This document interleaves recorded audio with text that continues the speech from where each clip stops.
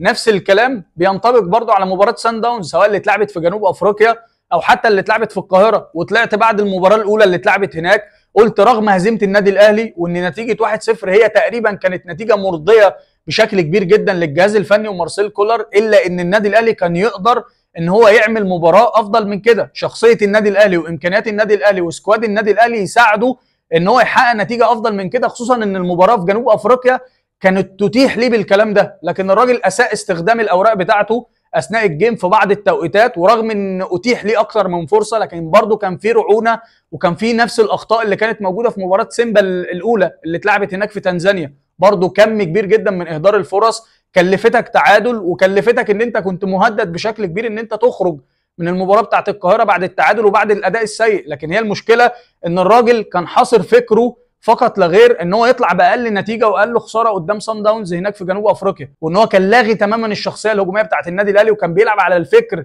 والنتائج القديمه اللي جمعت ما بين الفرقتين، وان هو ما لعبش على الحاله الفنيه بتاعت فريق سان داونز، رغم ان سان داونز على ملعبه بيبقى عنده مشاكل دفاعيه كبيره جدا غير تماما بره ملعبه. شفنا الفرق ما بين سان داونز وهو بيلعب على استاد القاهره وما بين سان داونز وهو بيلعب هناك في بريتوريا في جنوب افريقيا، بيبقى عنده مشاكل كبيره نتيجه للاندفاع الهجومي بتاعه، ان هو بيهاجم تقريبا باقل حاجه 6-7 لعيبه، فبيبقى عنده مساحات كبيره وانت كفرقه عندك اسلحه تقدر تستخدمها في الكلام ده. وبالتالي طلعت وقلت يا جماعه ان ماتش القاهره هيكون اصعب كتير. بالعكس انت اقل تقدير لو كنت استخدمت الاوراق بتاعتك والتغييرات بتاعتك بشكل كويس في المباراه الاولى كان اقل تقدير تطلع بتعادل ايجابي 1-1 والنتيجه كانت هتريحك كتير في مباراه العوده، الا ان انت ضغطت نفسك، عندك حضور جماهيري وضغط جماهيري ومطالب ان انت تسجل هدفين، ومطالب برضه في نفس الوقت ان انت ما يخشش فيك اهداف قدام فرقه عندها قدرات وعندها امكانيات وعندها كواليتي وعندها لعيبه بتعرف تلعب في المساحات الصغيره ويعرف يمسك عليك الكره، وانت مش متعود على الكلام ده. النادي الاهلي متعود في الدوري المصري ان هو الفرق كلها بتنزل قدامه تحت الكوره،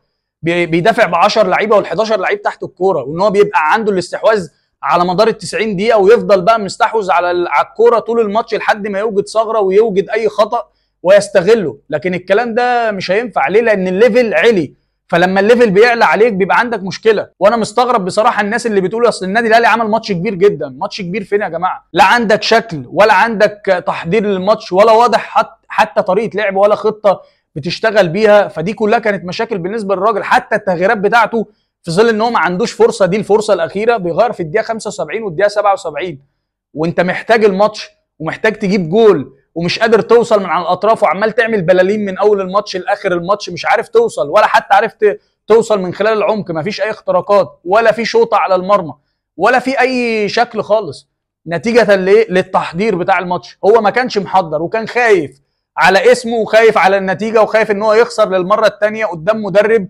عنده كفاءه كبيره. الراجل عنده 36 سنه بس خلاه يلف حوالين نفسه.